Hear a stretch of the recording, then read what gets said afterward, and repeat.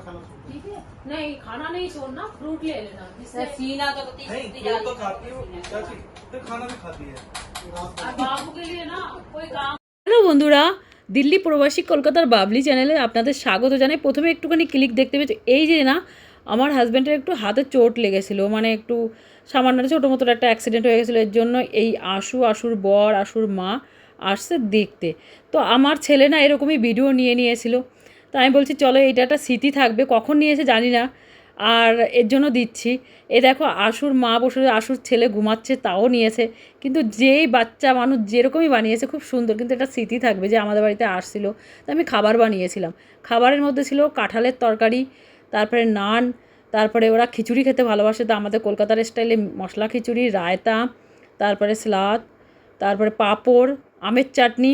আর এরা দেখো এই যে বসে গল্প করছে, তখন ফটো নিয়েছে ওর মা। এই যে এখানে বসে আমি বলছি উপরে যেয়ে খাও, তা না সবে এখানেই বসে গেছে।